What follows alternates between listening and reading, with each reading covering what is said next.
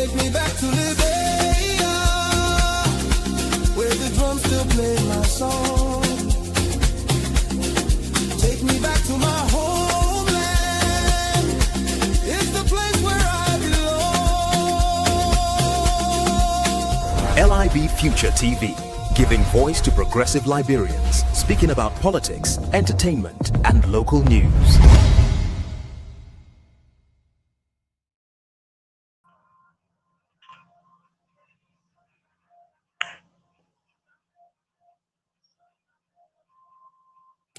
All right, folks, this is Kia Radio 95.9. The program you're listening to is LIB Future TV here on 95.9, and it runs from 7 to 9 o'clock tonight. And so we say, keep tuned, as it promises to be good. Let me say good evening to all of you listening and watching as well.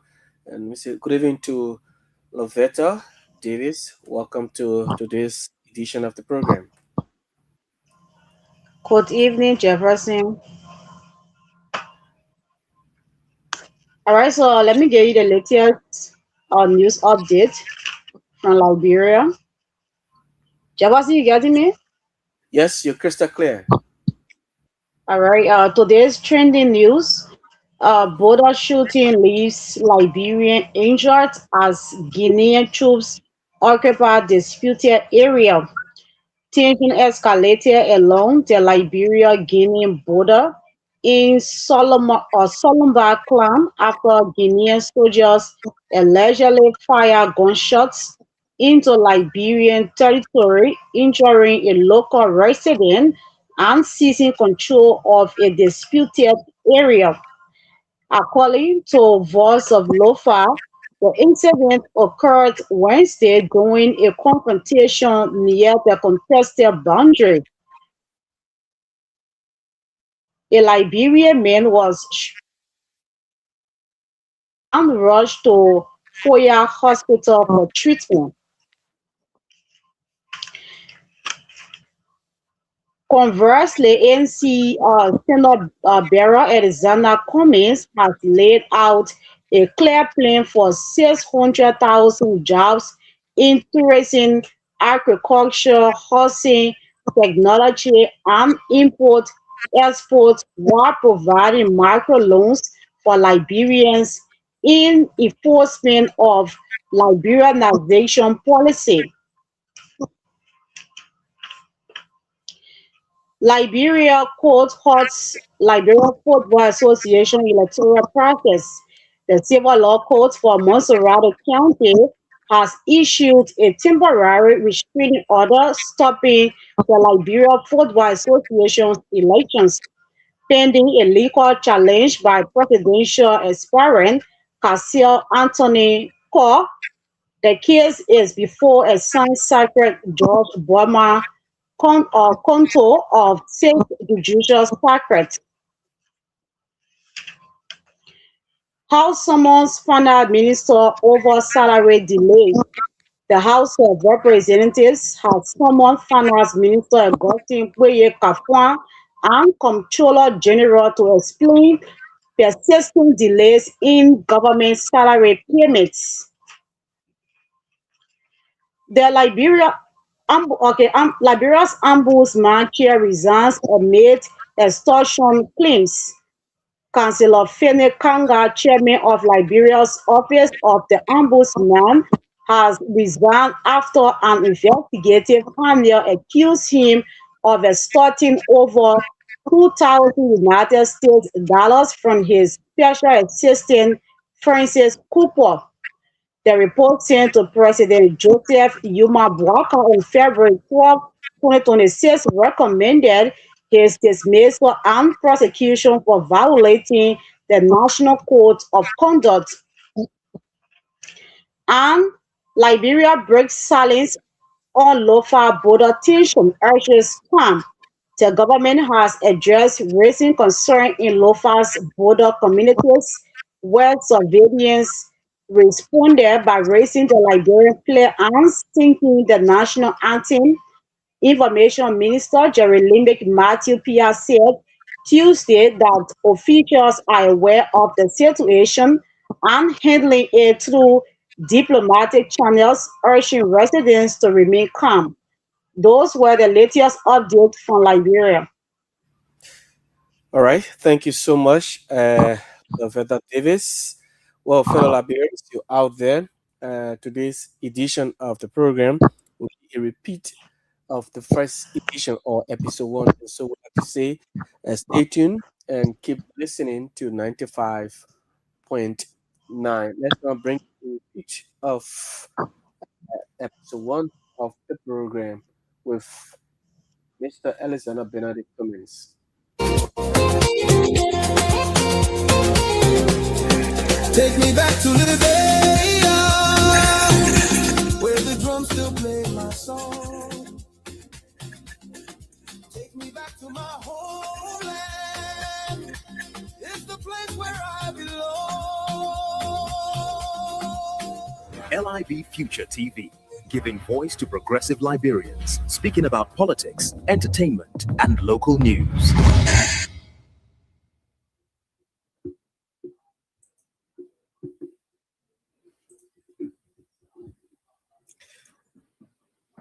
Good afternoon. Good afternoon. Welcome to LIB Future TV. I am Catherine Gibson here with Michael Padmore and Saliki Kroma. This is a new show. I hope you can join us every week, Monday through Thursday. We'll be here the same time. So like the page, join us. We're at LIB Future TV on Facebook and YouTube. And just take this journey with us. We are here to talk about the future of Liberia and the Liberia that we all want to see. We know we all love Liberia and we want to see a future, a bright future for Liberia. So I want my co-hosts to join me and just say hello to everyone. All right. Hello. Thanks for joining us. Please do us a favor. Share the show, please. Share the show in your different chat rooms, in your groups. We are excited to be here with you. This is the maiden voyage, okay, of LIB Future TV. We are setting new standards. We are setting new heights, and we're going to do so in style. Thank you for joining us. We appreciate it. Today, we're going to have not just a great show. We're going to have even what you might call the better of the best shows. All right. So please take this time, share the show. That's what we're going to be doing. Share the show with us. We're going to have on today Mr. Alexander Cummins, okay, political leader of the Alternative National Congress. That is who we got for our maiden show, just to tell you the standard we are setting and the heights we want to go. That's who we were able to book for our maiden show. So please, we're going to have a riveting conversation with him. We're going to ask him all those questions that have not been asked yet. We're going to get to know the man himself, Alexander Cummins. So stick with us, okay? Share the show to your friends in your different chat rooms, in your different groups. Let them come in. Let them enjoy the show with us, and we'll definitely have a good time. I want to introduce to you my co-host that is going to be running Mondays with me, Mr. Sidiki Kroma. How are you doing this evening, sir? Thank you, Mr. Padmo. Good to be here on the show with Ms. Catherine. I'm doing well, and just as you put it, we're going to be here, fighting for the soul of our country, Liberia, being able to inform Liberians from all walks of life, regardless of political affiliation, But today, we are kicking this off with a conversation with Mr. Cummins. And so most of you, Mr. Cummins is the political leader of the Alternative National Congress. So today, we're going to be having a conversation with him. So stay tuned. Please share with your friends. Ask your friends to come on.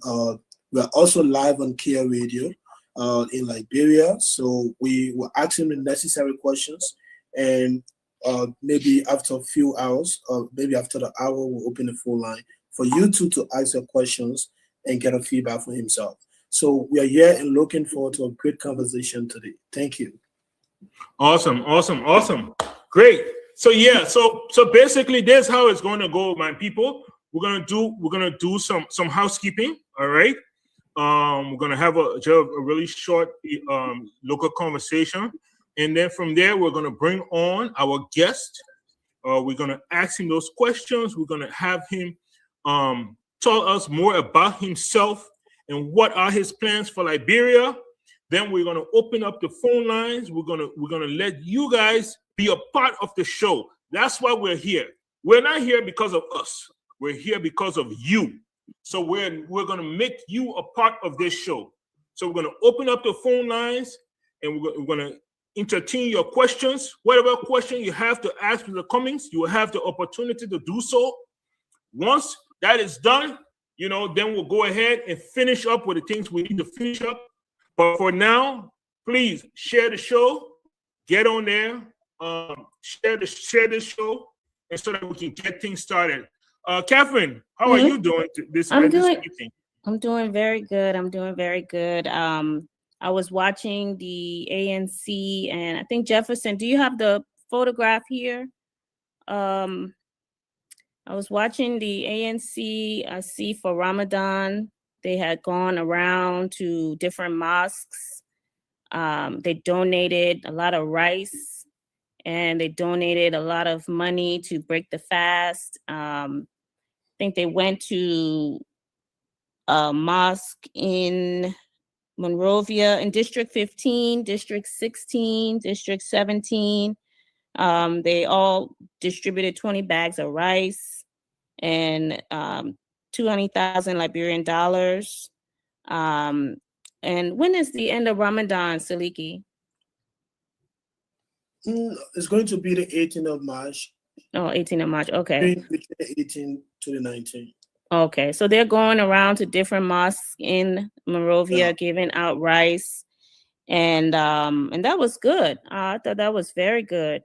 And then I also saw Mr. Cummings this morning. Jefferson, you have that photograph? Yes, I do. Let me put it up.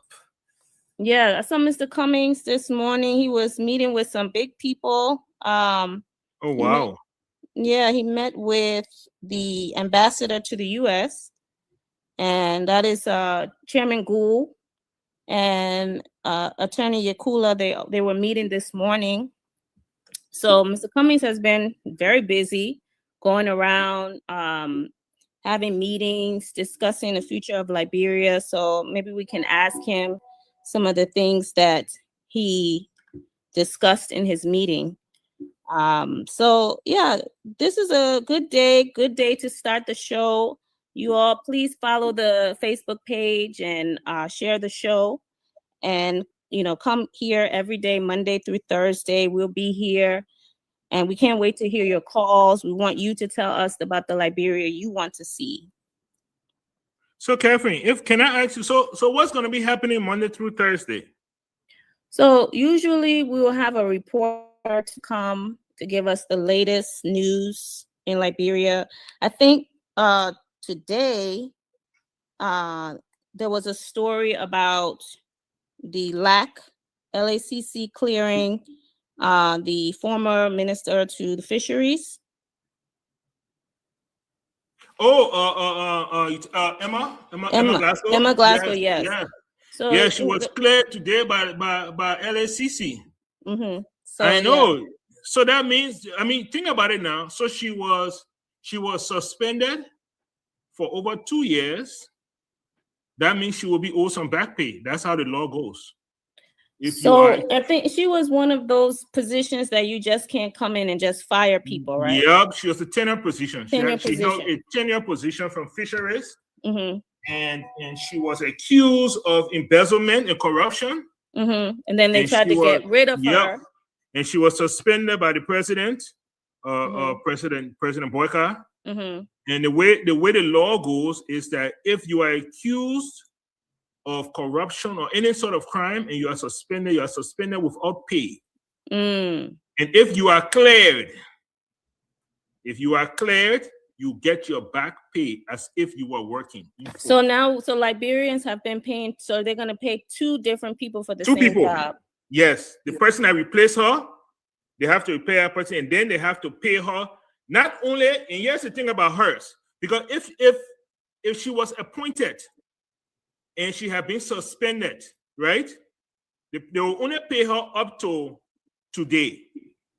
But the fact that she has a tenured position, they have to pay her to the end of her tenure. Oh, wow. Yes. They have to pay. That's the only way they can release her. They have to pay her up to the end of her tenure. You see where our money, see where the Liberian money is going. Hundreds of thousands of dollars. You got money. You don't have medicine in the hospitals. Children sitting on the floor in classrooms, and you pay hundreds of thousands of dollars only because you want to bring your own people in to serve positions. You know, it's extremely disturbing. I can't wait to ask Mr. Cummings about this, you know, and see what is his take on this. You know, the whole tenure position. You know, new government come in, they'll wipe everybody out at the expense of the Liberian taxpayer, because this is what is happening. Right. You know, well, so the I can't problem. wait.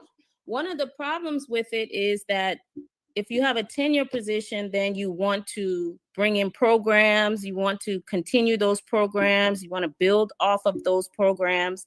And as soon as you switch to someone new and everything stops, then you have to find a whole new set of programs. And it's just not, that's why they have it as a tenure position. So, you know, maybe they should just give her position back, because she had programs that would she be the brought cheapest in. thing to do. Yeah, she had programs that she brought in, and she had things that she was already starting, and then they had to stop. Now they clear her. It's just not a good use of the money in the country. And she was one of the most successful. That's what I heard. People, yeah, she really built up that fisheries. That's what I heard. She had brought in a lot of new programs, and yeah, that was a shame. So that happened, and then LEC unveils power reform plan. The LEC managing director announced a $1.6 billion power reform plan seeking investors, despite Monrovia facing power outages due to low voltage. So yeah, this is a problem, especially, you know, when I come to Liberia, I have to work and I have to join online, different courts. Yeah. I cannot have the power going in and out, and then people complaining, saying, you know, we got to go get gas for the generator. I mean, it's not good for working, or just for, if you say you want factories in the country, you can't have factories and the power is going in and out. So no, you can't. That has to change. And so they're saying they're looking for investors. I don't even understand that part. I don't understand how LEC can look for investors. You know, they don't have the legislative affirmation to look for investors. You know, LEC is supported by the government of Liberia and its customers. Right. They don't you have to break it up. They don't have shares to sell to investors. They don't have any one of those things. I don't understand what it means to say they're looking for investors. You know what I mean, though? That would have to be a legislative act to open LEC into a public company. You know, right? It's not. It is it's what you call a state-owned enterprise, SOE. It's owned by the state. It's just ran as a business, but it's owned wholly and solely by the state. So I don't know where they're coming from on that other talk. You know, we'll see how well it goes. But I remember during the rainy season, everybody was praising this particular director. Yes, managing director. He was the new Jesus walking on water. You know, dry season come. You know, everybody experiencing power shedding, load shedding. You know, everybody experiencing that right now. LEC does not stay 24 hours in one place. It has to go. Even if it will go for 3-4 hours, it will go.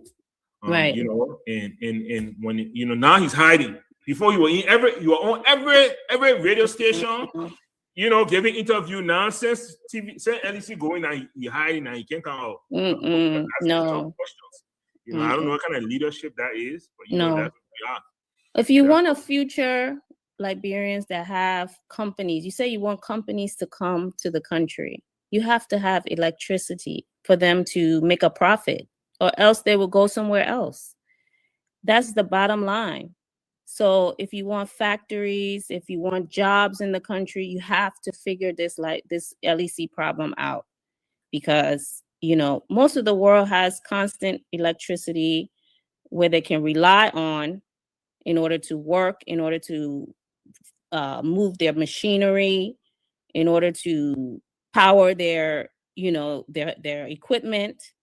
And so, that's why we are here, Liberia Future TV. We want to talk about the future of Liberia. And so most of the electricity, how it works is you have a public-private connection. So where you have shareholders, people who invest in the companies in order to get a profit. And that's why you have constant electricity, because the shareholders will say, we want a profit. You have to keep the electricity going.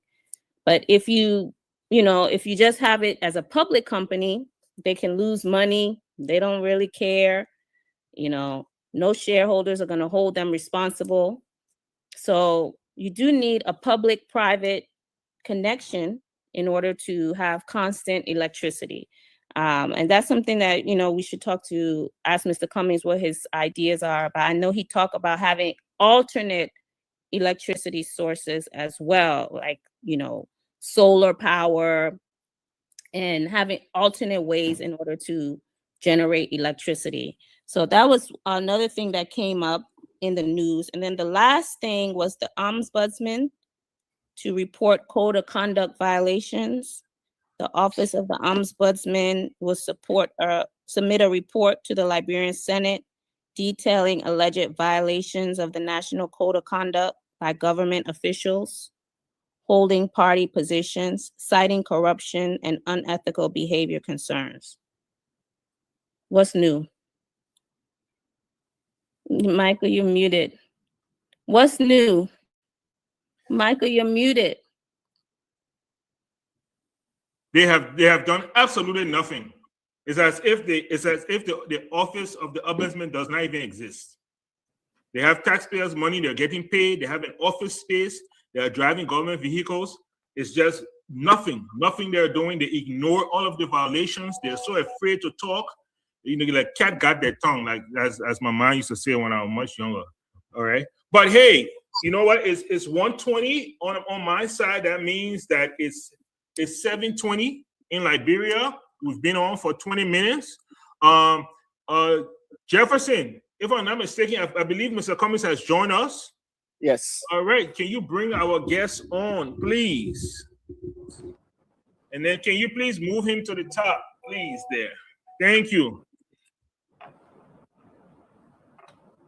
Good evening, Mr. Cummings. Good evening, Alexander B. Cummings. How are you this evening, sir? I'm very well, thank you. Good afternoon to you in the U.S. and good evening to Siliki in Kigali. And Jefferson, good evening to you as well. Good evening, sir. The man got to bring his shirt in here, you see? Good. Welcome, Mr. Cummings. Thank you for joining our first show. Oh, wow. I'm honored. I'm indeed honored to be your first guest. And hopefully my presence brings you success. Yes, already has. So thank you. Wonderful, wonderful. Good to see all of you. So, Michael, am I calling you Ansu or Michael? Call me Ansu, please. Call me Ansu. Yes. Siliki, what's happening in Kigali? Oh, Kigali is wonderful, Mr. Cummings. All good here. Wonderful. Excellent. Good to be welcome. And Catherine, good to see you as well. You too, Mr. Cummings. Thanks again for joining. I know you were with very important people, so we're honored that you could come after you had your visit this morning at the embassy, talking about very important things. We're going to ask. It was a very good conversation with the chargé, talked about Liberia, some of the opportunities and challenges. So it was a very good, wide-ranging discussion, and it went very well. Yeah, it was good to have that conversation. Well, good. Well, Saliki and Michael have Ansu have a lot of questions for you, and I have some questions too. But who's going to start with Mr. Cummings? Well, I'll go ahead and get the ball rolling. I will go the ball rolling here, and then I'll bring CDK in, and then Catherine. I know you have a question or two, so I'll let you do that, and then we'll go from there. Okay. Okay. I want I've heard that you grew up in Point Four. The war took me to Point Four. I can't tell us a little bit about growing up in Point Four. What was like? You went to demonstration school, right? Yeah. Yes. Yeah. What was it like, man? What was it like growing up in Point Four? Yeah, look, Point Four has always been, and as you know, still is a challenging neighborhood. But at the time, we didn't think about it that way. We were growing up there, playing football, had a lot of friends. So I would say it was a very typical Liberian upbringing. I always say, Michael, that I've been blessed. My parents, when I think about my upbringing, I think what's relevant is one, that it was very typical Liberian upbringing, all the things that young people did at the time, but also the values I got from those environments, both Point Four and when we moved to Fiamma in Cinco. The value of good friendship, being loyal and close to your friends. I was fortunate to have good parents taught me the value of hard work. My mother used to always say, hard work don't kill anybody. The value of, they need to hustle, to work hard, to get ahead. Sometimes you gotta be smart. So demonstration school, in government school, but it was a good school, by the way. I did well in elementary, and then went to CAB High School. So very typical, classic, I think, Liberian upbringing. Okay. And then you went to Cottington, and then you were able to leave. Tell us a little bit about that. Like, what's the transition to that? Yeah. How did you get from Cottington to leave, and then just leaving? Leaving. I mean, I know when I left Liberia, what were my hopes and dreams, and what I was hoping to do. Talk to her a little bit about a young man leaving Liberia. I'm guessing for the first time. What was that for you? Yeah. So first of all, I went to Illinois, and I would talk about the most serious part of it. But the first shock was the winter, right? Coming from Liberia into the Chicago area, the Illinois winter.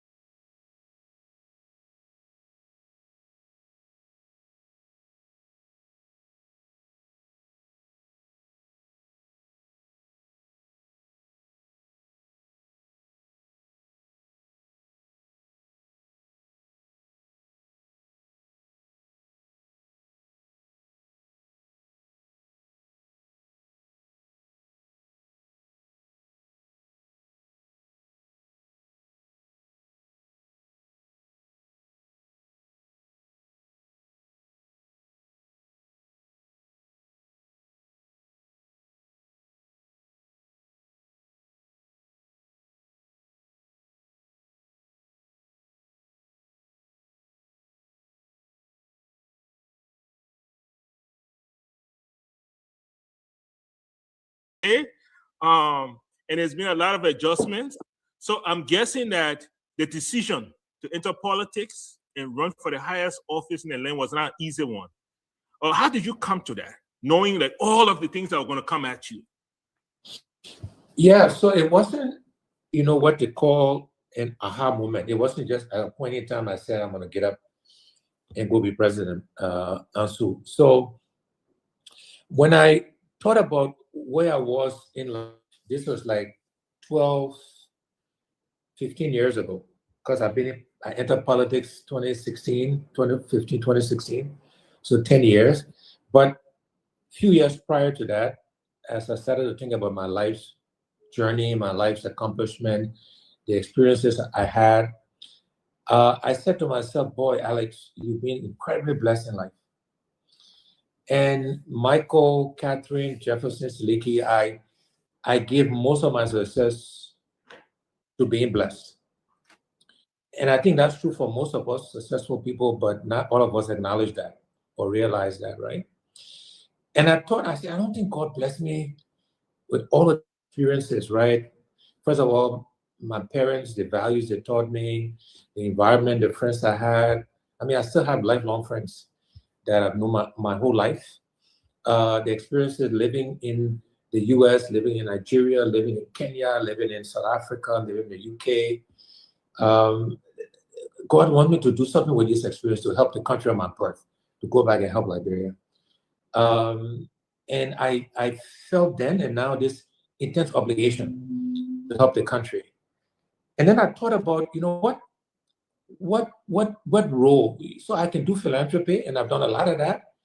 And you can affect the lives of thousands of people, and we've done that. But if you want to impact all 5 million people in our country, what role would allow you to do that? And I concluded the presidency was the job that would give me the opportunity to serve our country, to serve our people, and impact every citizen. So Michael and Catherine Siliki, I don't think about that job. The job is not my ambition. The ambition is to help change Liberia. And the job is a means to an end. The job allows you, it gives you the authority, the responsibility, control of the resources to effect change in Liberia, effect change in our country. And so when people say, oh, Mr. Cummings, the ambition is not for the job. Part of my blessing is that everything in the presidency, right, the trappings, I call it, whether it's the cars or flying on private planes, whatever it is, I've done those things, or I can afford to do it. So that's not, but using the job to change the lives of our people and bring all of these experiences I've been blessed to have had. The last budget I managed was $1 billion that directly managed thousands of people around the world, complex systems, right? You got to identify good people, whether you're in business or you're in government, the right team, right? You got to set goals. You got to hold people accountable. You got to reward people. You got to motivate people. You got to deliver results for your voters. You got to deliver results for your consumers if you're in business. There are a lot of parallels.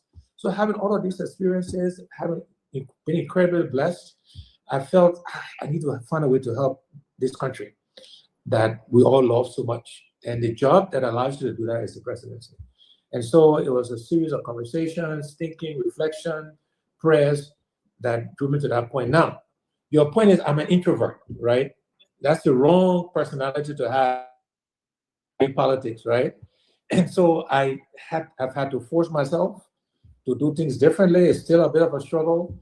I always compare myself to my wife, Teresa. Teresa is the extrovert, and that's the yin and the yang. Maybe that's why we've been married for over 40 years, right? So Teresa, she remembers names and faces, and she's very social and that sort of stuff. It's very natural for her. For me, it's work. And you have to do some of that in the corporate world, by the way, but not to the degree you have to do that in politics. And so people, because I'm reserved, I'm a bit shy. They say, oh, the man is stuck up, he's not friendly, he's an elitist. But of course, when people get to know me, they know none of those things are true, right? So, but I got work to do in that area. I still gotta, I gotta accept the fact that I still gotta work to be a bit more open and force myself to be more of a politician than my natural self. Okay, I'll pass it on to Siliki. Go ahead, sir. Yeah, thank you. And again, Mr. Cummings, welcome to our first edition of the LIB TV. You know, just quick from a youth perspective, Mr. Cummings, how did a man from Brentford, you know, rise up to such a top leadership in corporate America? You know, I just, first of all, let's start off from this. For most successful people, people just see you being successful, but they don't know the challenge that comes with being successful, being a successful person.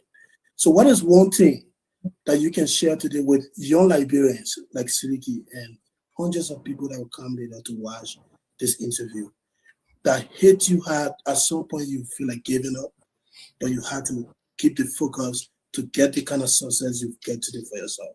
What is that one thing you can share? So I think, Saliki, I will share more than one thing in terms of when I think about my journey and where I've ended up, the success I've had.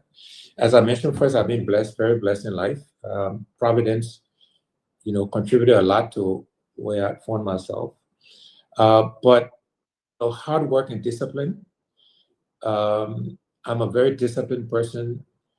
As I said, from a very young age, my mother used to say to us, there were 4 of us, Howard, don't kill anybody. And she used to make us work and study and do work around the house, etc., etc. So hard work.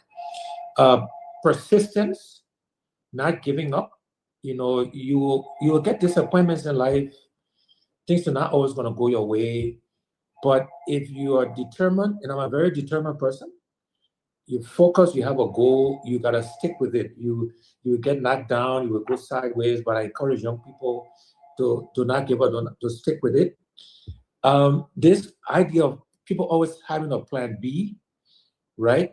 I like, if you're going into something, starting a business or you're starting a new job, and before you even start the work, you start already planning, if I fail, I will go to X, Y, D, you're going to fail, right? You got to get into situations. You may not succeed, but you have to be determined. You got to focus on succeeding. And if it doesn't happen, you deal with it at that point in time. But you don't plan for failure. And I find a lot of young people do that.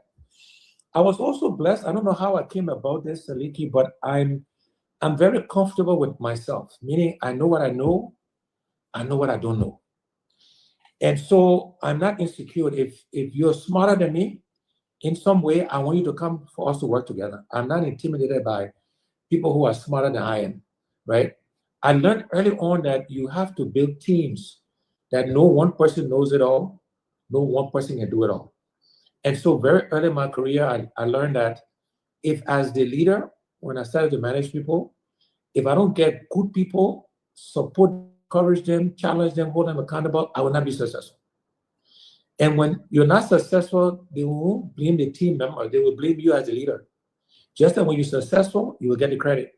So why not get good people around you, be go with yourself, let them take the credit. That's okay. In the end, people remember the leader and not necessarily the team members, right?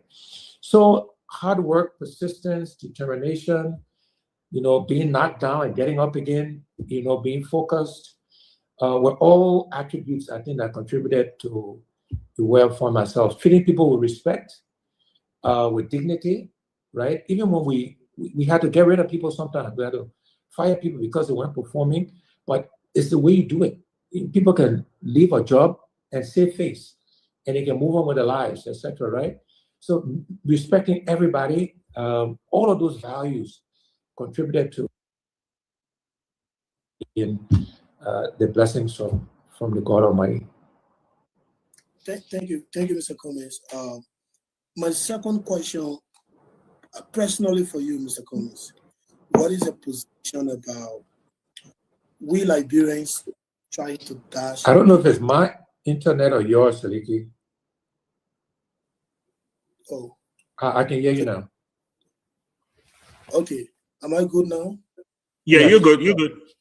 Okay, good. Thank you. So, what is your position on this stuff of trying to kill people aspiration?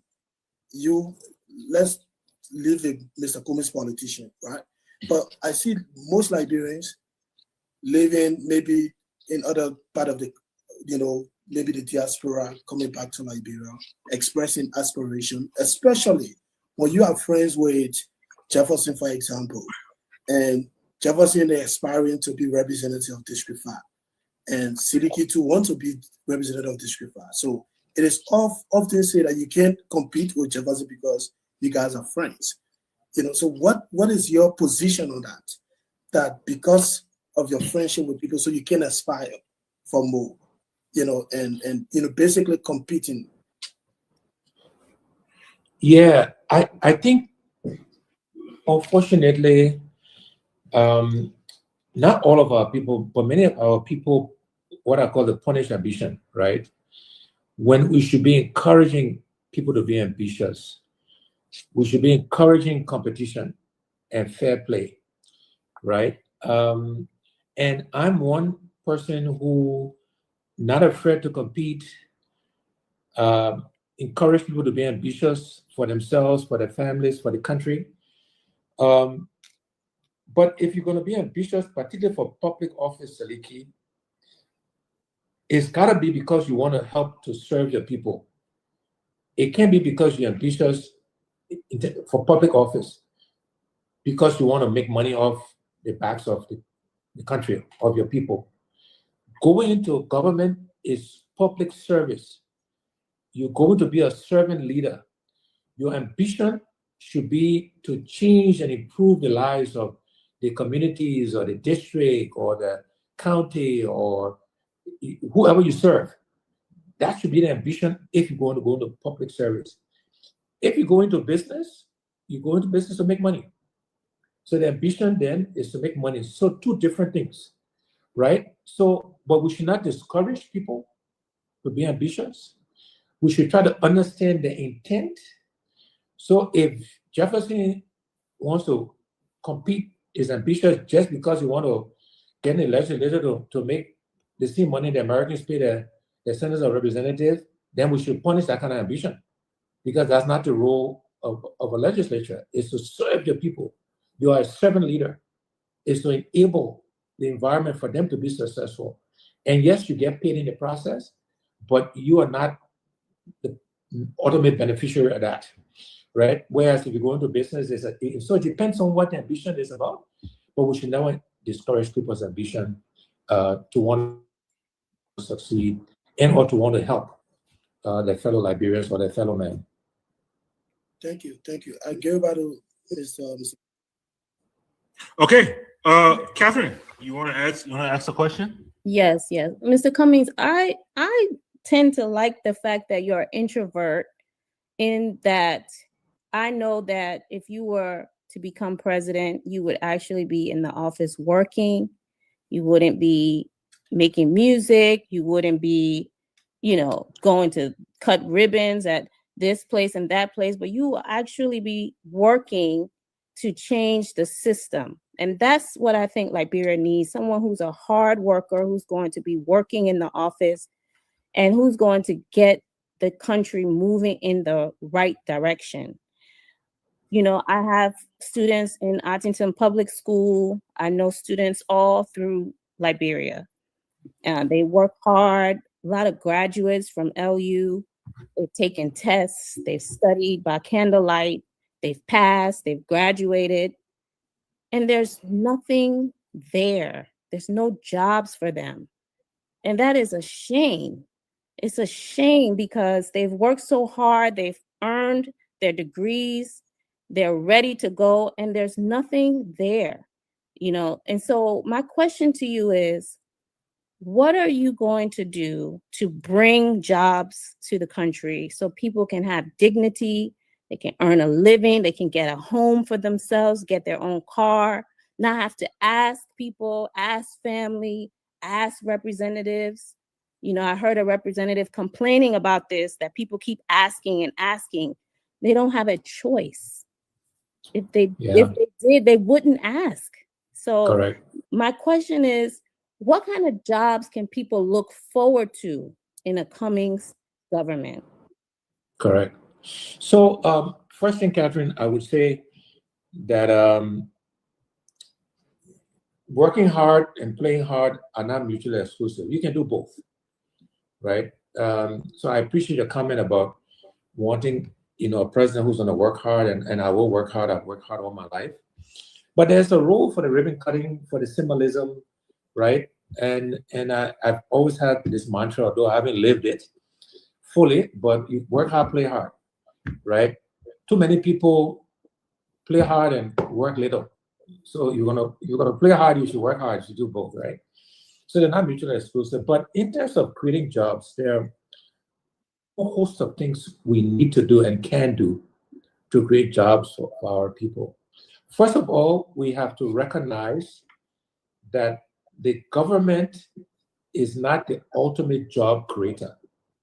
Our people need to understand that, and people in government need to understand that the government is to create an environment for the private sector to create jobs. And I'll talk about how we can do that. So, but that understanding is very important, because when you think about it, if the government is fully staffed, maybe they will hire 70,000 people, and that's too many, by the way. That's too big a government.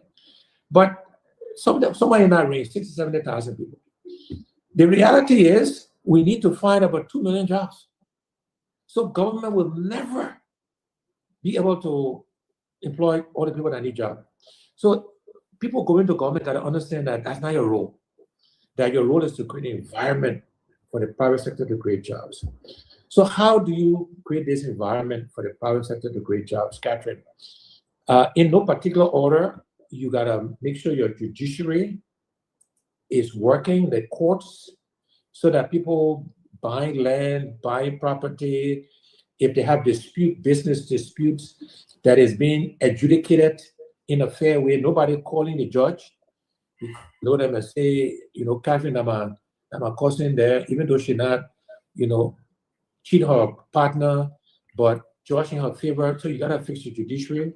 You gotta make business registration easy. The last time I checked, for over a year, the business registry, the website was down.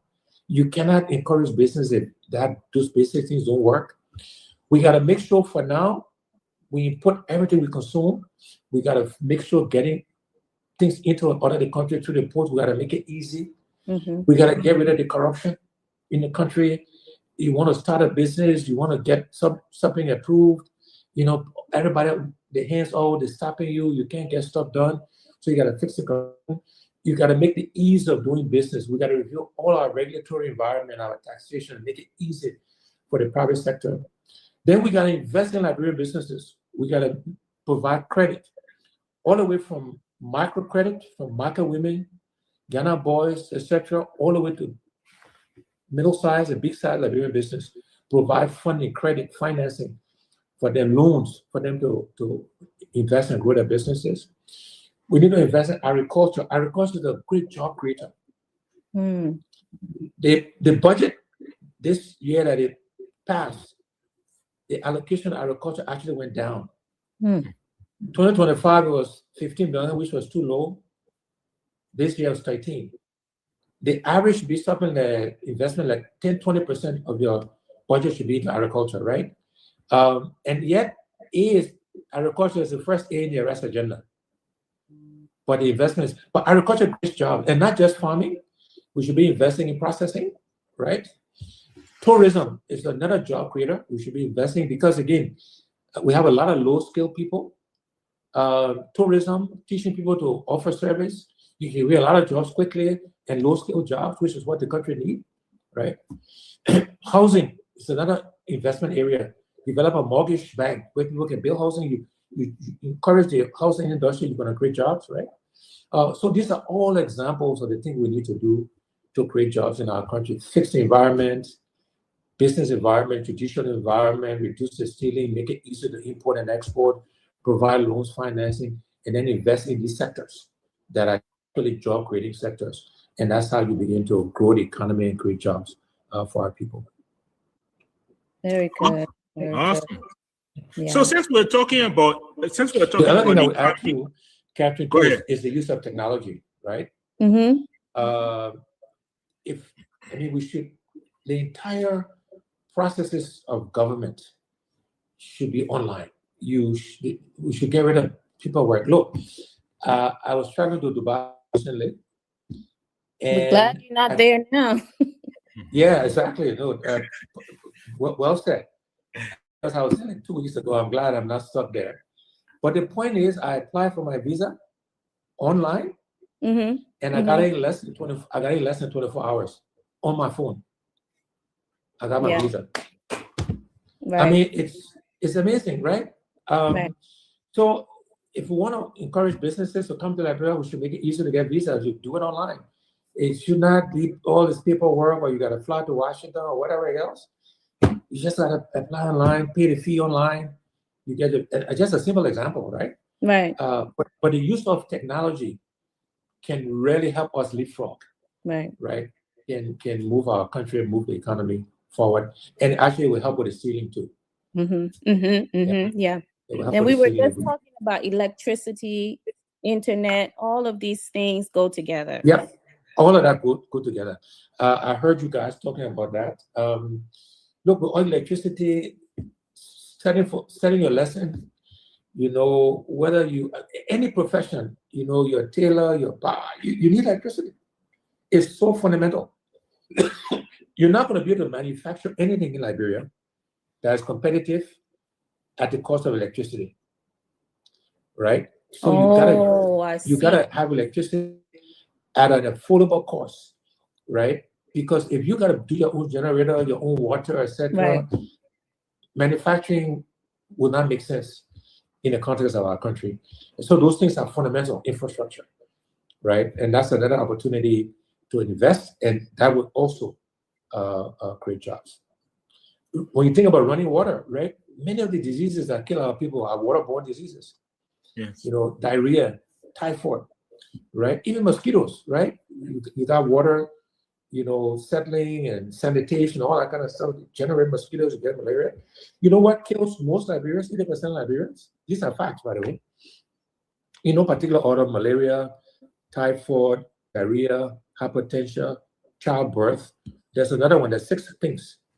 80% of the deaths in this country are caused by one of those things, right? So if we invest in just what they call primary health care, you begin to affect the health of most of the Liberian people. Yes, we gotta invest in JFK or Jackson Health to the referral hospitals, but you need the clinics around the country fully staffed with nurses and midwives, with the necessary drugs to treat all of these diseases, right? And 80% of what kills Liberians you will solve by just focusing on primary health care. Primary healthcare.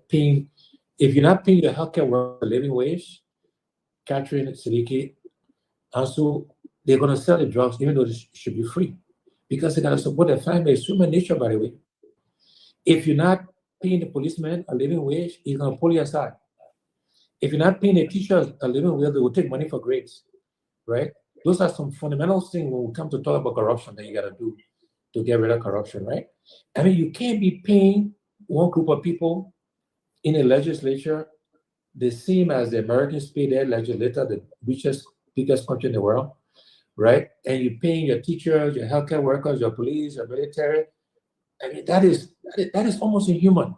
I mean, it's almost. Yeah. I don't know how politicians sleep at night, right? When you have that disparity that you can't control. It's not under your control to 50 million plus United States dollars for 103 people, 30 senators, 78 representatives. The NSA budget going up by over 50%. Right. What's the national security threat? Why is that money not going to agriculture or into a national youth service program, right? Or to providing loans, subsidized loans for Liberian businesses, market women, etc., etc.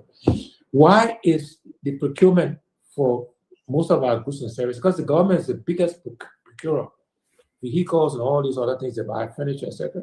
Liberians should be doing that.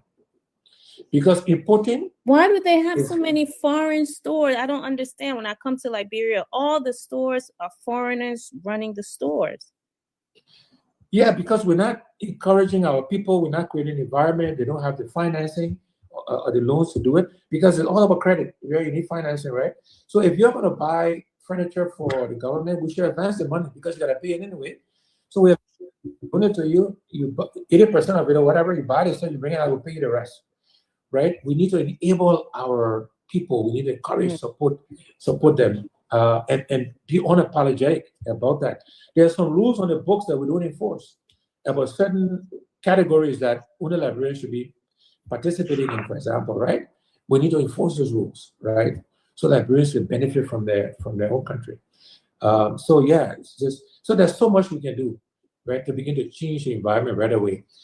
The way we should think about it is that our philosophy, my philosophy, going into leadership in our country, going to serve our people, is that our policies need to affect the lives of the ordinary Liberian, of the common Liberian, right? That's the measure of success. Because if you look at the life of a teacher, a civil servant, again, a healthcare worker, a policeman, their lives have not changed over the last 8-10 years. They still struggle to feed themselves 3 meals a day, pay their rent, children's school fee. That's what our economic policy should be geared towards. How do we help that ordinary, that common Liberian see an improvement in their lifestyle, some relief, right? And these are facts, right? I think it's called the Global Human Development Index or something. 2 out of 5 Liberians go to bed hungry, right? I mean, in 2026, right, we are, I think, 123rd country, poorest country in the world out of 190 or something. So we're among the poorest countries in the world. We're the oldest country in Africa. I often say we got all of these natural resources, but yet we're so poor, right? We're rich in natural resources, but somehow our people are poor. So we got to just be more demanding of ourselves. And I remind Liberians that everybody in government gets paid.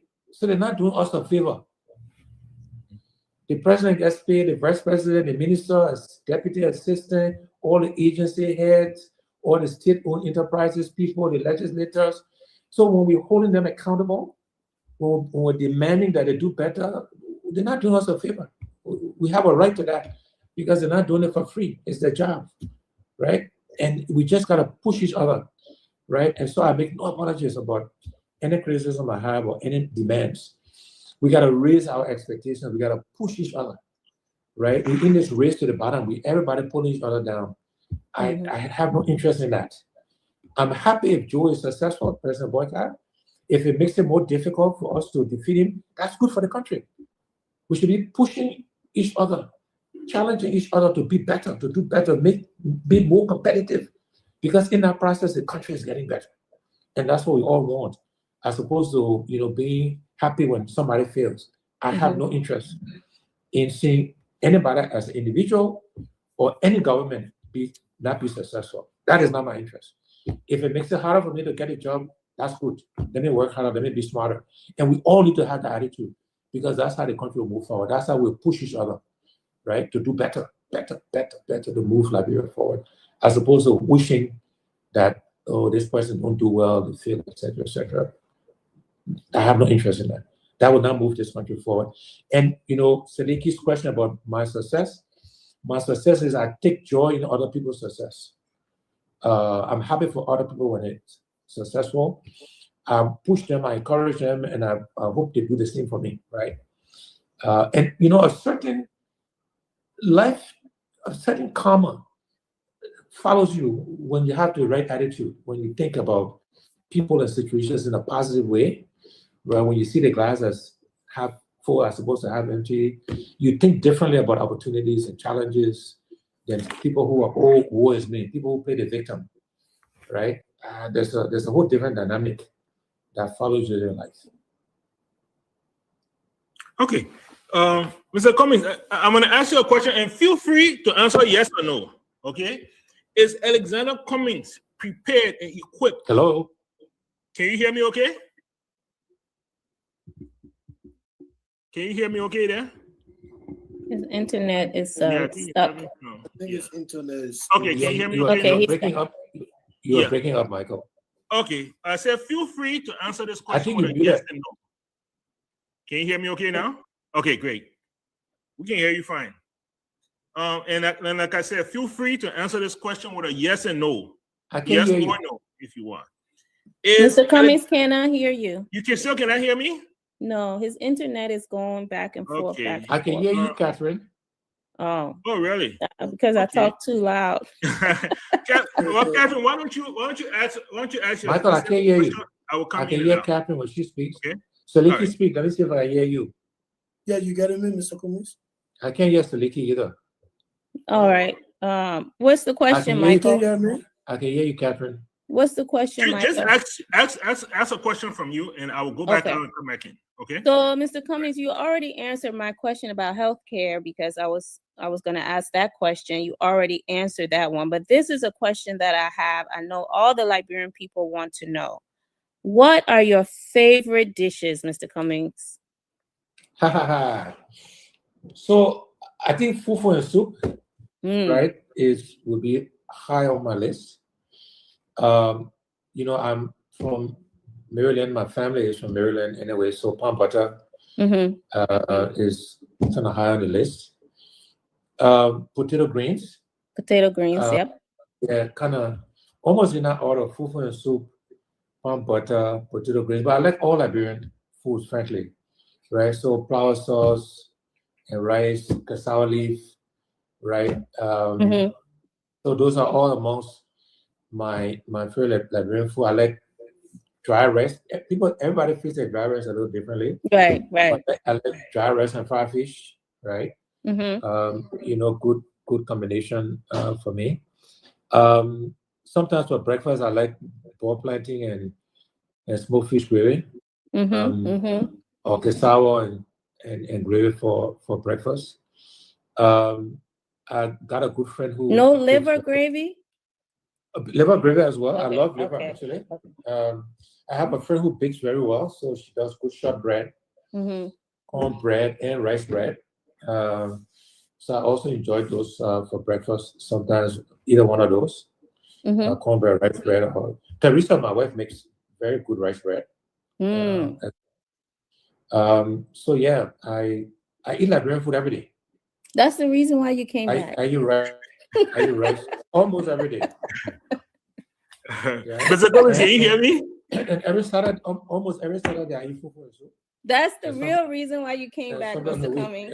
Exactly. Can you hear Michael now? Michael, can I hear you now? Speak. Can you hear me okay? I still can't hear Michael. You still, you know, I don't know why I can hear you and not him. You still can hear me? Can you hear him, Catherine? I can hear Saliki and Michael. Oh, I can hear both of them. But I have a question about children and women. I hear, you know, a lot of these cases about child molestation, child sodomy, child abuse, you know, women being raped. And I know that you have done work. I read that you have sponsored anti-rape and gender-based violence training in the past, and that you have provided beds to rape victims at a clinic, Women's Aid Inc. So I know that you've done work in this area before, but what about in a Cummings administration? How do you plan on approaching or dealing with this problem with gender-based violence and child abuse that we are hearing about in the country, that it breaks our heart when we hear those stories? Yeah, you know, we got to tackle it, Catherine, on multiple levels. First, we got to do all of this. So this is not any particular order necessarily, because we have to do it all. But at a societal level, we have to have an intolerance for any of these men, and it's 99.9% men who perpetuate these things on women. Any man who exhibits those kinds of behavior, we should ostracize them. We should not be associated with them. We should not let them societally. We should shun them. right? We should not make excuses for them. If in families, if a family member is a child molester, that person should be called off. So societally, we should be intolerant of that kind of behavior. Then, from a government, a legal perspective, we should punish that. There has to be consequences for people who, perpetuate those behaviors on people, right? So that means, again, we got to fix the judiciary to equip it to deal with that. We got to make sure that the women and children who are affected are not re-victimized by the processes we put them through to get to the people who commit these acts, right? So we got to tackle it on multiple levels. We got to be intolerant of it. Again, people who do those things gotta go to jail. There gotta be consequences. The judicial systems gotta be prepared to handle that. And we don't want to re-victimize people in that process. But really, societally, the church, the mosque, you can't take the worst person and make them Father of the Year, right? Because they give money to the church, right? Yeah. Those sort of societal behaviors we gotta change, right? The tolerance of people that steal. There's this thing, I think it started in New York, where I forgot what it called it, Catherine. The broken window syndrome. Okay. That's my city. Throw a pepper and break the window, you kind of let it go. So we should be intolerant of small crimes, big crimes, right? So those behaviors as a society, right? It should not be acceptable in our families, in our villages, in our communities, in our churches, in our mosques. We should shun people that behave that way. And then, of course, the legal, the governmental piece has to play a role where there are consequences, where people go to jail when they victimize others. Okay. Saliki, all right, let's try this again. Can you hear me now, Mr. Cummings? If he can, then he might have to go out. He might have to go out and come back. You can hear me, Mr. Cummings? I really don't know what's going on. It must be on my side. Can you actually to just go back out and come back in? And I don't know why. Mr. Cummings, they want to know if you can go back out and come back in because I can hear that. Okay, let me do that. So let's do that. For our listeners out here, thanks for following us. This is the maiden voyage of Liberia Future TV, and we are in a collabo right now with Kia Radio, and we are bringing you this live interview with Alexander Benedict Cummings, the political leader of the Alternative National Congress. We're just going to straighten out a little bit of technical difficulties to make sure that we're all on the same page. So please stick with us through this. In the next 10 minutes, we will be going to the phone lines. So Jeff, get ready for us there. In the next 10 minutes, we'll be going to the phone lines and see if we can get you guys in on this interview so you can ask your dire questions to Mr. Cummings, what you've always wanted to know about him, about his vision for Liberia.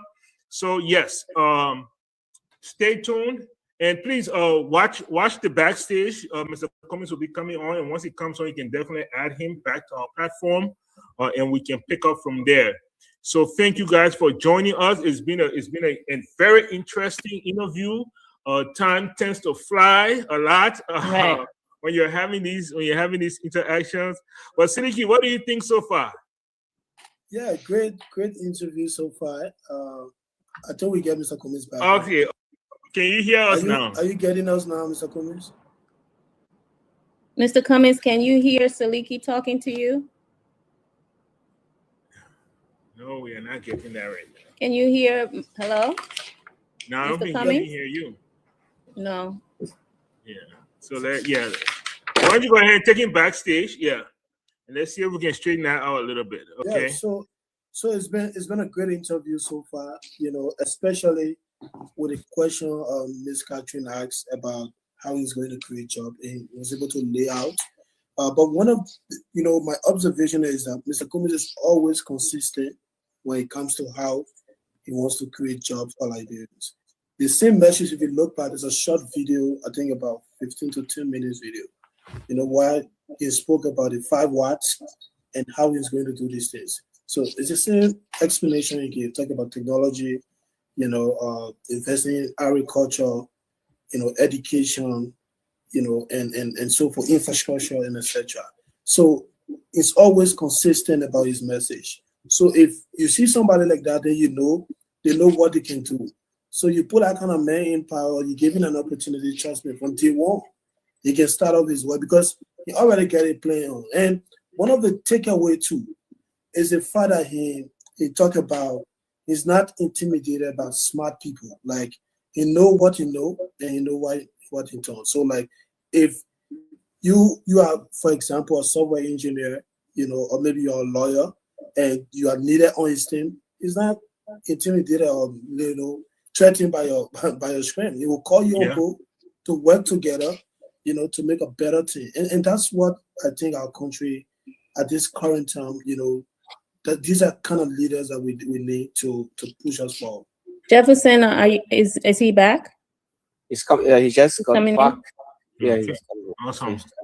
Now, if I tried to do a case with that internet, they beat me in court.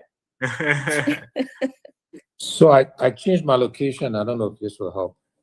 Well, can you hear us now? Yeah, I can hear you now. Awesome. Oh, great. Okay, so I have a question because we went into the economics of things, and we started talking about the economy and budgets. And so I wanted to ask you a question. You can't hear. You can't hear? It's gone. Oh wow. Okay, let's see what happens. Let's see what happens here. As you guys know, we're dealing with Liberia. The comments is in Liberia, and you know how the internet can be sporadic sometimes. So please bear with us. Bear with us as we try to get him back on here. We'll wait for Jefferson to give us a signal once that is done. Mm-hmm. But once again, you are watching LIB Future TV. These are your hosts, Michael Padmore, Siliki Kroma, and Catherine Gibson. We are glad and privileged that you have joined us this evening to he's not there yet. Okay. Yeah. To join us this evening in this riveting interview with Mr. Alexander Benedict Cummings, one of the most successful Liberians out there. And as you heard his story, he was born in Point 4, had a normal childhood. Every one of us went to government, studied hard, worked hard, was persistent in what he wanted to do, and was able to be successful. That's been a driving force for. I will tell you straight out. I've looked up Mr. Cummings since the day I met him. And there's something I learned early on in life. If you want to be successful, surround yourself with successful people. And don't if you believe you are the smartest person in the room, you're in the wrong room. Mr. Cummings, can you hear us? Can you hear us? Hello. Can you Catherine, hear us? Can you hear me? I can hear you. I can hear you, but yeah, I can't hear the other guys. I'm not sure what's going on. Oh wow! So you still can't hear me? Beginning to feel like a conspiracy. It is because I'm the only one that's supposed to ask questions today. That's what's supposed to happen.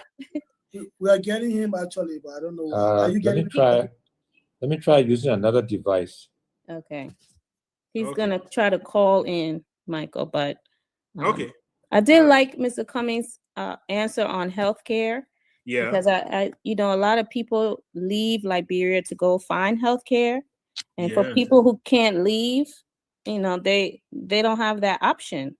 No, they're stuck. So at least they can have a local clinic to go get treated, to go get medicine. And I think that's a very good idea for people. That's definitely needed. Okay. Yes, definitely. I believe so too. I mean, try to log on. Just for what I've since I've tried to give back to my country, I can't tell you the amount of instances where we've lost people because of preventable diseases, of preventable situations. Just the easiest, the simplest of things that could be done to save people's life, and it's not done, and people lose their life. And you get one shot at this life. There's no reset button. Somebody's gone, they're gone, you know, and it doesn't matter whether they're fathers, whether they're mothers, whether they're children. You know, the condition in our country needs to change. People cannot continue to lose their life over preventable diseases just because, you know, our leaders have not done what they are supposed to do. Right. Things done. It's totally inexcusable that that continues to happen in our country. Wow. Just when we're about to go to the phone lines here, we're having these difficulties. I'm not sure. Let's see, Jefferson. Yeah. Let's see if Mr. Cummings can hear you. Mr. Cummings, can you hear me? Yeah, I can't hear Jefferson either. You I can't can hear only him. hear you. I can only hear you. What is going on? It's like I'm not sure what is going on. there's a conspiracy here. I don't keep me have off the the phone. air. I don't have the phone line, or else I would take Okay. calls. Can you ask Mr. Cummings if he can mute his computer Is there a number I can call? and call? Just keep the Jefferson, video can he on. call Can he call the WhatsApp Yeah. number?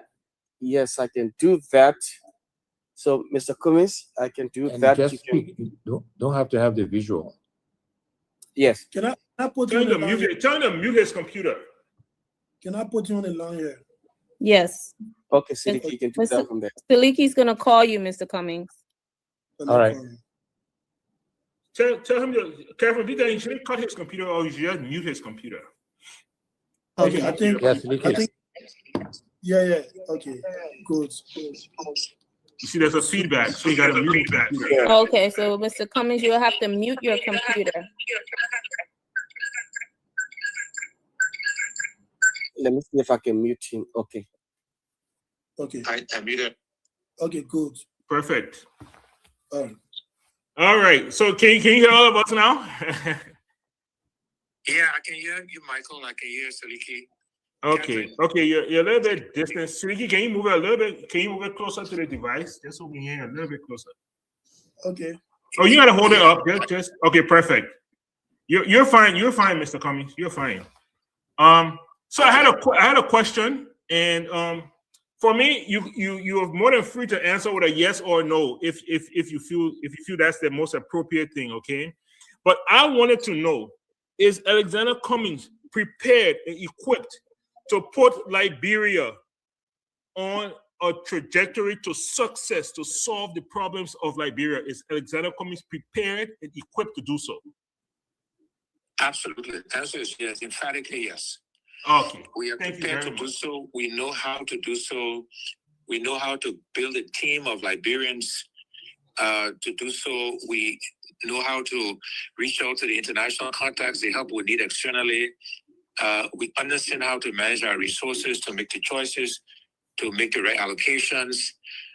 Yes, we are prepared to put Liberia on a whole different trajectory to success. Awesome. Okay. We had so many other questions to ask of you. We did, but we really want to bring our audience in and see if we can get some questions on the line. Okay. Okay. Jefferson, can you please announce the local number? Yes. So, folks, you're listening to LIB Future TV here on Kia Radio Conversation with Mr. Alex Cummings. 0777 959 959 0777 959 959 0881 871 670 0881 871 670 plus 231 777 959 959 here in Liberia are the numbers you can use. We'll go to the lines and begin to take your calls. This very first person here on the line. Good evening. Welcome. Good evening, Chi. How do you do? I'm good. Your name and where you call from? My name is Abraham Carr, and this is a visual impaired person who joining from Kazali Boulevard. This is towards the beach. So thank you for bringing on Mr. Cummings and asking all of the questions. But for me, my question has to do with people with disability, looking at the high constraint within our country, we still try our best, go to school. Some disabled people have, master degrees and BSc. But yet there's still a part of the government that we had up to the current regime. I know, a level of, let's just say a level of opportunity as creating a level playing field that will absorb people with disabilities that are, qualified. Okay. So for me, I want to know if the current president, what difference is he going to do in that direction in order for everyone to be absorbed in the job, when it comes to job facilities. Thank you. You've made your point. And accommodating everyone in the society. Okay. All right. Thank you. This person on this line, 07779599959. Let's go to our WhatsApp line. Welcome. Hello. You're live. Your name and where you call from? Yeah. Hello. Good evening. Good evening. Yeah, my name is Mike Hungerford. I'm calling from Top Network, Permian County. Okay, let's hear you. Yeah, I have a question for I have a question for Mr. Cummings. Yeah, what are some of your blueprint that you got for the youth after taking them off the street from drugs? What do you have in store for them? Are you going to educate them, or do you have any plans for rehabilitating their lives and getting them to be a productive citizen in the future? I'm just concerned about that. Okay. All right. Thank you so much. Welcome. Let's hear you. Oh, he left the line as well. +231 777 959 0881 are the numbers you can use to be a part of the show tonight here. LIB Future TV conversation with Mr. Alex Cummings live on Kia Radio 95.9. Good evening. Good evening. Okay. Good evening. Hello. Hello, you live. Yeah, the line just went off. Yeah, you asked a question? Yeah, I've asked a question already. So can I ask again? Yeah, go ahead. Okay. I want to know what Mr. Cummings plan for the youth as regard to education and getting them off the street and getting them off drugs. Yeah, he got a question already. So just listen. Okay. Yeah. All right, let's take this person on this line. Good evening. Your name and where you call from? I'm James Parker calling from Upper Caldwell. Let's hear you, James. Yeah, I would like to commend the studio guy, Mr. Cummings. Thank you so much, because I was in Bombay at the time he was running a campaign with Manzo. Mr. Cummings got a very good vision for Liberia, but other people are not looking at it from that end. I pray that God should help him, that he should take power. When he take power, things will be better in Liberia. Okay. Yeah. Thank you very much. Thank you so much. Let's go back. Good evening. Welcome. Hello. Hello. Good evening. Yeah, good evening. Good evening. This is Yan Dolo calling from Nimba County, Pacific, Ganto City. Okay, Yan, let's hear you. Yeah, I have a question for Mr. Kumi. So, if you are wanting to become president, or if you have the opportunity now to become a president, what will you bring in? What will be the major changes that you will make in the education sector? Because looking at our education nowadays, when even somebody leaving from here to go to Sierra Leone, sometimes they look at our documents to be something that is not up to standard. So what will you do in that direction? Okay. Thank you so much. Let's go again. Get this person. 0777959 959 0777959 0881 871 +231 777 959 959. Welcome. Good evening. Good evening. Okay, since this person yeah, let's get rid of that one then. Yeah. Good evening. Yeah, good evening. You live. Your name and where you join us from? Yeah, this is Devil Peter. I'm joining you on 12th Street. Let's hear you quickly. Yes, I prepare as I'm coming to become president. Reason being, have full vision for the country, and we'll like to try in this coming to and thank you. Thank you so much. Good evening. Welcome. Okay. Hello. Yeah, hello? You live. Your name and where you call from? My name is Joseph Kobo, and I call from Brown Street. Go ahead. Well, I actually did not call. It was a question to Mr. Alexander B. Cummings, but rather, I would like to say waiting for your work done so far. I've been following it for a very long time. And my trust and belief is in that I believe that you can do better for this country. And with all the qualifications and his experience, I know that he can take Liberia to another level. Thanks. Okay. Thank you so much. This person here.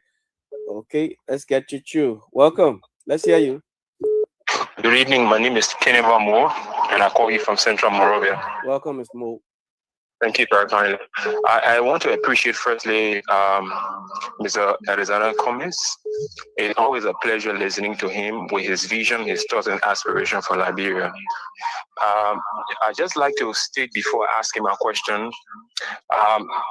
for some of us who believed in him for the last election were disappointed in his decision on the way the party went the last in showing support for the presidential election. However, I want to say if Mr. Cummings, for the last two elections has been trying, can he agree to go to the House, make some changes? Because the issue in selling Mr. Cummings has been, Mr. Cummings is experienced, he's good, but he has no political test yet. George Weah went through some tests as popular as he is, but he went through the legislature as well and then extended on to becoming president. Okay. So can Mr. Cummings follow that regard? Okay, thank you. Next person. Welcome. Let's hear you. Good evening. You live. Okay, this is D-Way2 calling from Tribu Factory. Go ahead. I want to say thank you for your studio, guys. And my question is, what are those important things that he decided to do and those mistakes that George did and Future Boga is doing that he want to correct? Okay. Thank you. Melvin Flomo, welcome. Hello? You live, Melvin, go ahead. Oh, yeah, how you doing, sir? We're okay. So, Melvin, I'm calling you from New Matani. So, I want to call to support, I'm speaking Ima Kibase as a Liberian, not as a journalist. So, on the Kumis, I've been following over the time. On the Kumis, working at the popular company. On the Kumis, have been into our space for the past year. So, I think we're on the Kumis, coming into the presidency 2029, opposed to the president of Liberia, opposed to Liberia, where all our friends will see the impact of the Kumis. Okay. So, I'm looking forward to the friends supporting it. Thank you. Thank you so much. Good evening. Welcome. Yeah, good evening. You live. I'm A. Mohammed T. Famula calling from Rabo City, Grand Cape County. Okay, go ahead. Let's hear you. Firstly, I will say thanks to him who has a show. Hello? Hello? Oh, too bad. Yeah, hello. You're live. Let's hear you. Yeah, I'm Eddie. We are calling from Monserrado County.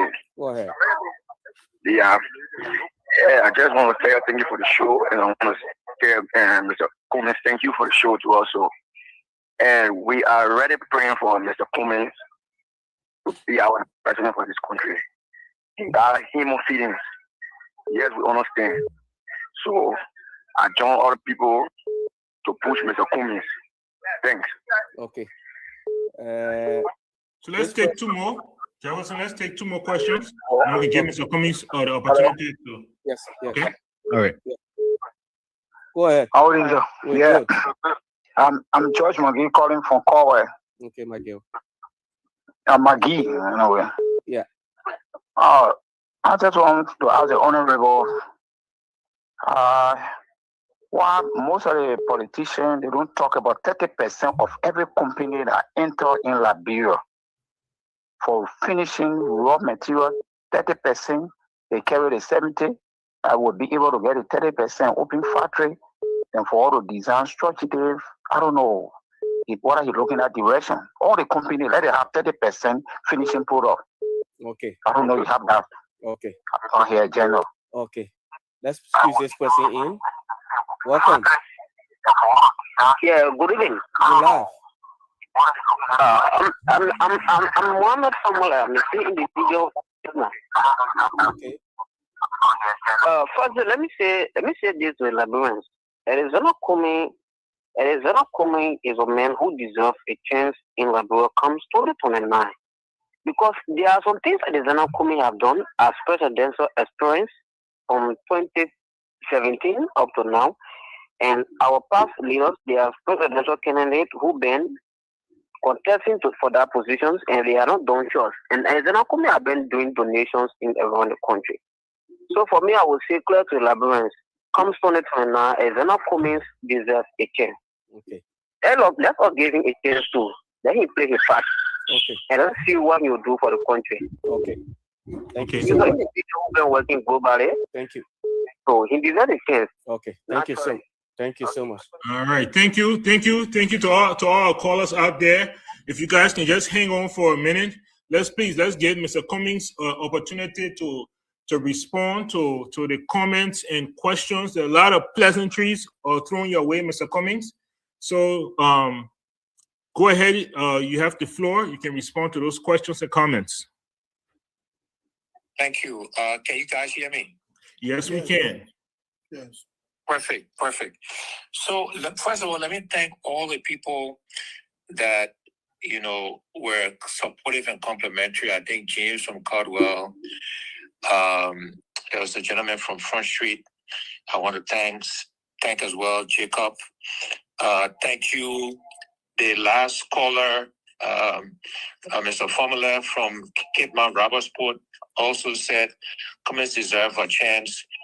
So let me just thank everybody for your kind words. So there were some specific jobs around, questions around job opportunities. And there was one from Abraham, I believe, and then one from Mike in Tottenberg, who also asked about youth. And for me, Michael, those things kind of go together. I spoke about earlier, Catherine asked a question about growing the economy and job creation. And I mentioned the fact that we got to create the right environment, right? Judicial environment, the import and export in the port, the regulatory environment, the tax environment. Then we got to invest in agriculture. We got to invest in tourism. We got to invest in housing. These are all natural job creators.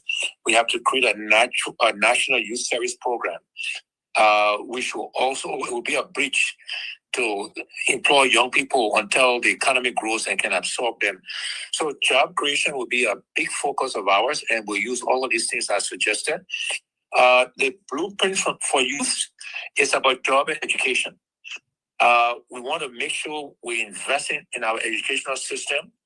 We want to focus on science, technology, engineering, education, because that's where the future lies. We need to be talking about artificial intelligence, AI. We're coding for our young people, right? But investing in education, focusing on technology, and creating jobs. That's the blueprint for our people.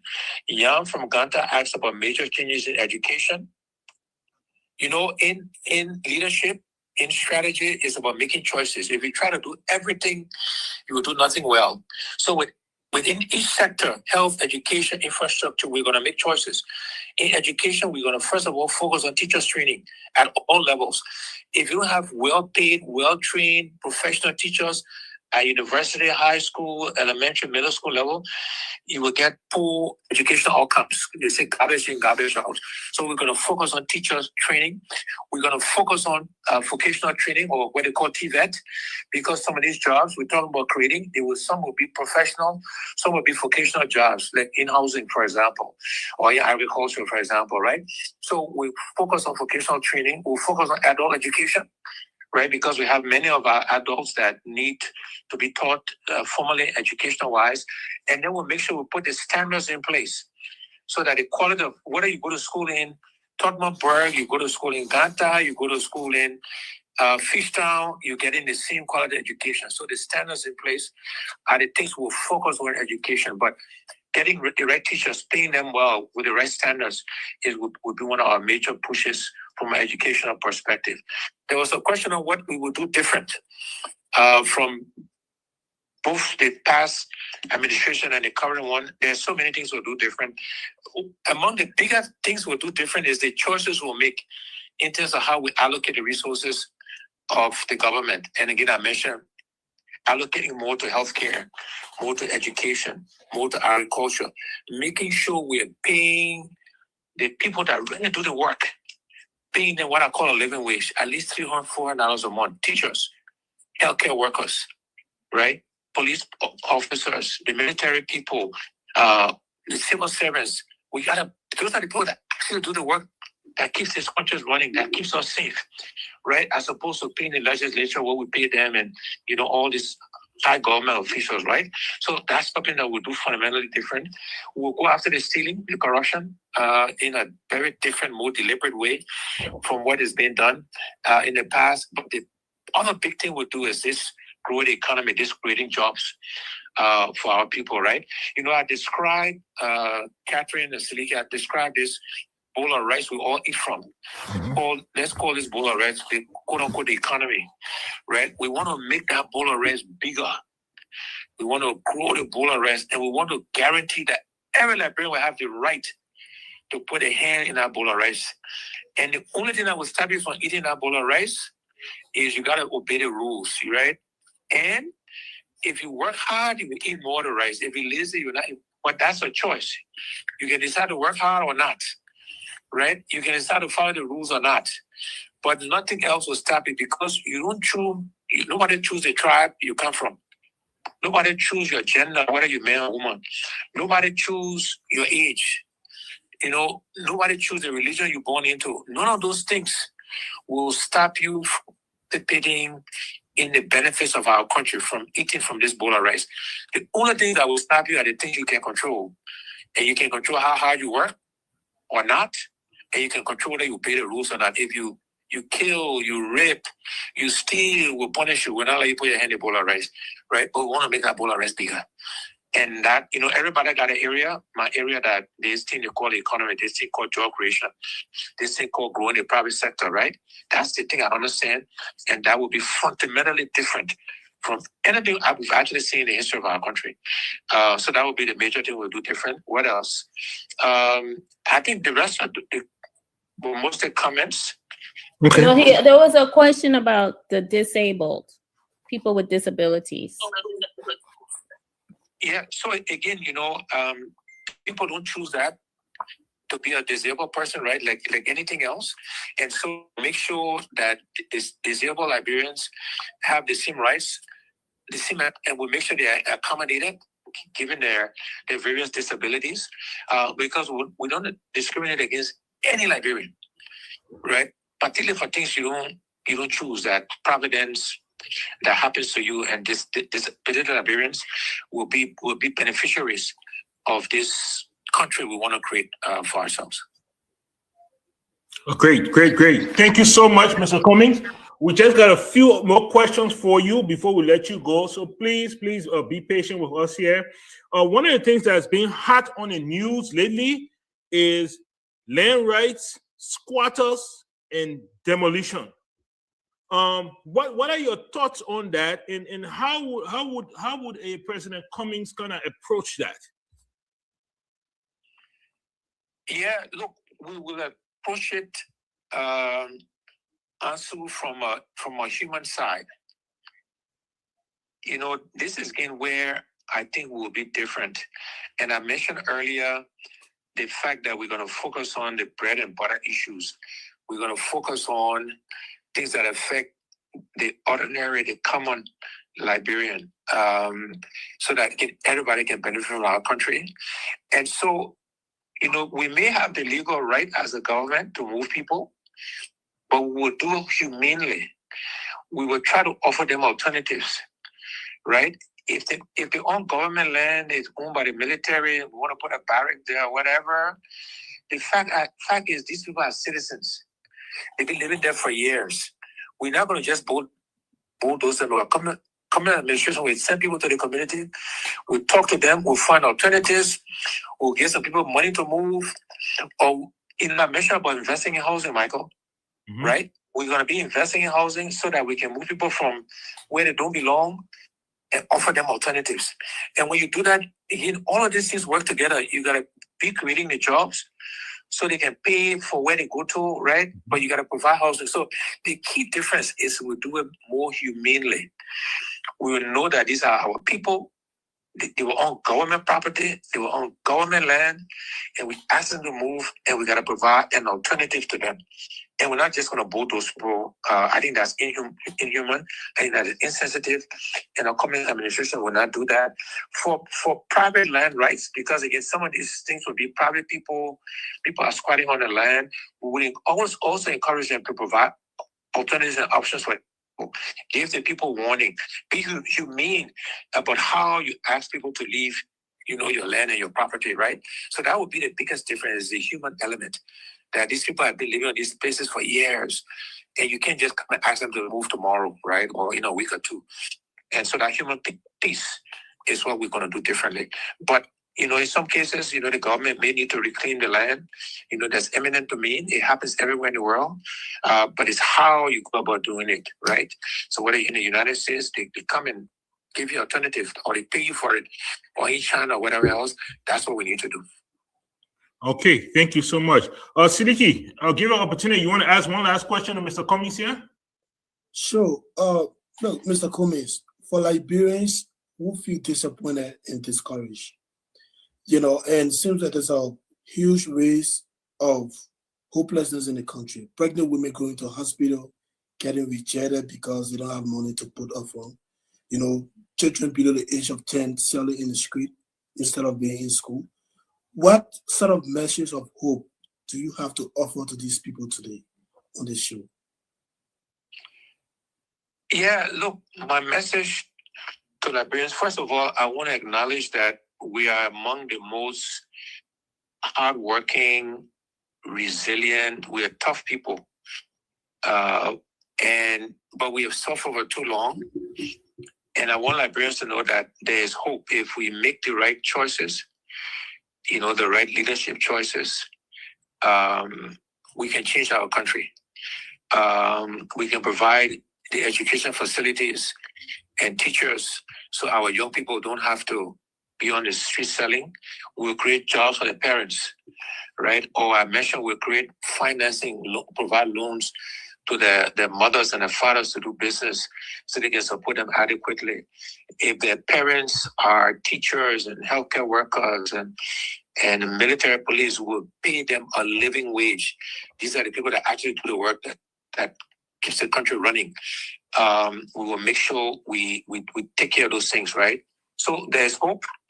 Liberians have to play their part in that happening, the choices you make, not just for president, although that's important, but the kinds of people we choose for representatives and for senators, those will make a big difference in their lives. But there's hope, and our country can change, and we have the resources to change our country. And I wanted to continue to be resilient. Let's continue to hope and pray that the current government does well, because if that reduces the suffering, that's what we all want. Right? So until they get to the point where they're choosing a choice for somebody else, let's also hope that the people in power today do the right things for the Liberian people so that we can reduce the suffering of our people. But there's hope if we make the right choices going forward. Yeah, okay. Quickly, before I go to Mr. Pablo, Mr. Cummings, you always talk about this living wage, and today I want you to break it down. When you talk about living wage, What do you mean by that? That's one. Two, 10 years ago, when you came and there was a presidential election in 2017, you talk about raising our national budget to 1 billion. So today we have $1 billion budget, but it doesn't seem like it's kind of effective on the lives of the Liberian people. What will you do to make it effective so that the market women, the students at the University of Liberia can be taking paint to say they're going paint at university so that they can feel it, they can see it, that yes, we have a $1 billion budget. Yeah, so let me start with the $1 billion budget and then we can talk about the living wage. It's all about how you allocate the money you do raise. So first of all, we could have been at $1 billion a long time ago, right? And when I said this in 2017, it was not possible, etc. But look, it's good that we're there now. I think maybe 3-4 years later that we could have been. But then when you increase the budget, you can't keep, Saliki, I always say you can't keep doing the same and expect different results. If the allocation of that money is the same way you've done it in the past, where you're giving more money to the legislature, you're giving more money to national security, you're giving more money to the president's office, as opposed to more money to education, to healthcare, to agriculture, to housing, right? It's the allocation of those funds is what will make the difference, is where you put the money so that, again, it impacts the life of the average Liberian, the ordinary Liberian, the farmer, so that you invest in agriculture so he or she sees a difference, right? The biggest difference will be the allocation the churches will make, right? The focus will do in terms of allocating the money. Look, a living wage for me, a minimum should be at $300-400 a month, right? For all people working in government, right? And we should push the private sector to actually do the same, right? So it's enough money that people can pay their rent, pay their children's school fee, put 3 meals on the table every day, right? Enough money to take care of those basic things. That's what you call a living wage, that you can kind of make a living and not have to sell the drugs in the clinics, sell grades, right? Pull people over, harass them, etc., etc. We want to take away the incentive to do that and give people enough money that they can take care of themselves and their families. Okay. All right. Thank you so much. Catherine, do you have a last question for Mr. Cummings? Yes, one last question, Mr. Cummings. Growing up in the Liberian church, we stayed too long. We stayed all day in church, but I didn't know the difference between this tribe and that tribe. Everybody was my auntie and my uncle, and we all worship together. We all sing together. I found out that there's these divisions amongst tribe, amongst party, there's Liberians are sort of divided up. How will you bring Liberians together as one nation, one country, so that we can stop being so divided amongst each other?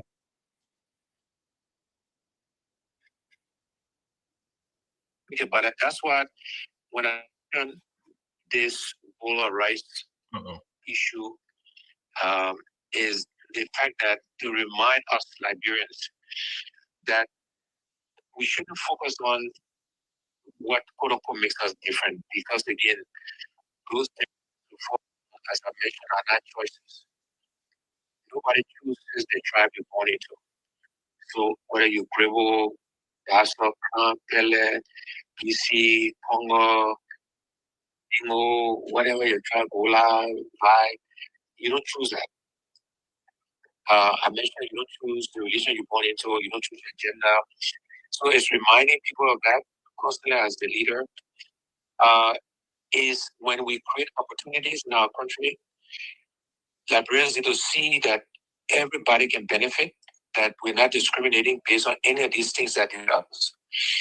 When we construct the government anywhere in the world, whether in the US or Europe or Asia, whatever else, everybody got to see themselves represented, somebody like them represented in high places, in the private sector, government, and we'll be intentional about a government of national unity, where we're not going to care about tribe, party, whatever, right? And those examples of people's same behaviors, right? And but also as you expand economic opportunities, And people are not fighting because, you know, in my bull arrest example, Catherine, when that bull arrest is not growing or is getting smaller, it's human nature. People will fight, they will protect yourself, you look after your family, then you look after your travel person, and so on and so forth. If we're growing the opportunities for Liberians, we're growing this bull arrest, we're creating more jobs, more opportunities, and we are not discriminating. Everybody can participate. We start to get rid of some of these differences that we focus on, these barriers, right? And as I mentioned, in government, people will see themselves represented there. Everything we do gotta be in the context of how we unify, how we reconcile our people. We gotta get rid of all the vindictiveness that sometimes politicians exemplify, right? Or the envy, right? But those are some of the ways and things we'll do to try to bring the country together and encourage us to reconcile and not focus on these superficial differences, because we don't choose those differences. This providence is God. We should not be punished. We should not be advantaged because of those differences. Okay, Mr. Cummings, thank you so much. I will give you the opportunity to make your closing statement. But thank you so much on behalf of Kia Radio, on behalf of LIB Future TV, on behalf of myself. Thank you so much for taking the time to join us on this first edition. You have made history. When we speak of this entity in this organization every year today, we will harken back to our first guest that graced this show, and it was a very enduring one. So first, I want to tell you thank you for taking the time to do that, for connecting with your people and giving them the opportunity to ask you questions like no other politician is doing right now. So I will give you the floor. Go ahead. You can put everything in a nutshell, and we'll go from there. Great. So, Michael, thank you, Catherine. Thank you, Saliki, Jefferson. I'm honored to be your first guest. And I hope you invite me back, and we'll get the technology right when I come back the next time. But thank you for this opportunity. And let me just say this to our country, our people, that we should never give up on Liberia. We should never give up on each other. We should really work hard to be supportive of each other and encourage each other. One Liberian success should be another Liberian success. We should be happy for all of us and encourage success amongst ourselves. And to also say to Liberians that, you know, there are better days ahead. We can and will improve our country. And given the opportunity, they will see a fundamental difference in the life of the Irish person, the ordinary Liberian, the common Liberian. That is our focus. That is why we are aspiring to serve them, not to come and play big shots, but to come and serve them. I view this as public service. As I mentioned to an earlier question from Saliki on ambition, if you're going into government, you're going there to serve. You're going there to look after people and not to serve yourself. And this is our ambition, not the job per se, but to use the job to change the lives of Irish Liberians. So thank you. And I look to many future conversations with all of you, and good luck with the show. And I hope you get the opportunity to expand and cover the length and breadth of Liberia to, in addition to care, to other regions and backwards across the country. So good luck, all the best, and I look forward to coming back. All right. Thank you so much. Thank you, Mr. Cummings. Thank you so much. And you can go ahead and excuse yourself. Thank you again. We are grateful. All right. So that was, to our audience out there, that was Alexander Benedict Cummings, businessman, successful Liberian politician, political leader of the Alternative National Congress. Some people like to call him future president. You can always throw that in there if it's to your liking. But we had him on our maiden voyage of the Liberia Future TV, LIB Future TV. We want to thank all of you for joining us and sticking with us This is our first show. We're working out the bugs and the kinks. We will get it right. We'll get it perfect. Like Mr. Cummings said, it's persistence. Okay, everything doesn't go right the first time, but we will be persistent. We will get it right. Please, before we go, please talk about what our people can expect tomorrow and what they can expect in the days to come when it comes to like LIB Future TV. Okay, so Jefferson, I have a visual. Put that up for me. Tomorrow, we're going to have Dr. Fidel Booth, and he wrote an article, which is a very good article, on reforming the legislature. If you Google it, you will see he's talking about how to change the legislature. And one of the things that Mr. Cummings talked about was the money that's being spent in the legislature and how much money is there that's not being used for other things. And also how I think one of the callers talked about why doesn't Mr. Cummings serve in the House? Because they don't have any authority to do much. The executive runs Liberia. They have all the power, all the control. Yep. So Mr. Cummings would just come to session, he might say a few words, but none of his ideas will ever come to pass because the executive controls Liberia. So that's why we're asking for him to be in that seat, because then his ideas can be implemented. But Dr. Booty will be here tomorrow to talk about reforming the legislature. So that should be a very good show. I'm looking forward to hear that conversation. And then later on in the week, we're going to have a conversation where we talk about the budget, for Liberian budget. And so we're going to have a guest.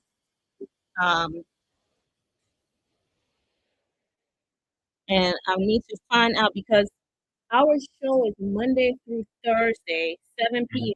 to 9 p.m. And then Friday, the show is 11 p.m. to 1 a.m. So, and that's in Liberia time. Yeah.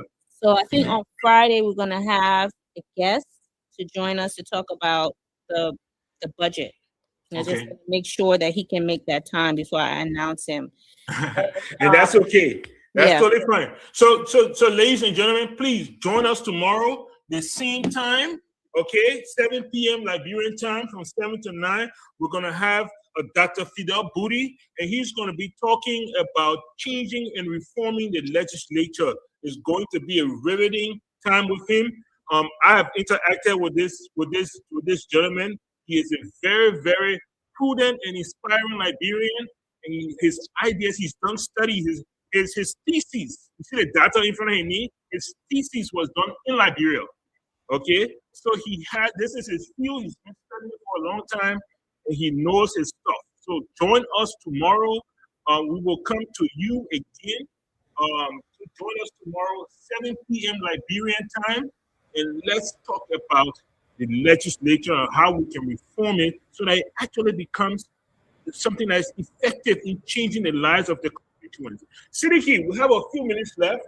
I want to give you the time here to just give your short closing on how you enjoyed this program and what it meant to you.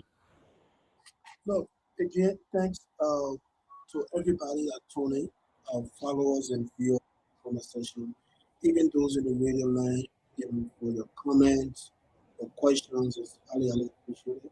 So we also want to ask everyone to please follow the LIB Liberia TV, LIB Feature TV, sorry, on Facebook. You can give us a follow. In the next 60 days, we'll be coming on live on our page. That's something we're looking forward to. So kindly follow us, in a mean to support this. Again, it was a great show, and I want to say thanks to all of you on this panel. It's always a pleasure to share platform with all of you, including the political leader of the ANC, Mr. Cummings. A great conversation. But just take home, highlight that I want to share with all of you in the show. This issue about living wage. A lot of Liberians, we don't get it.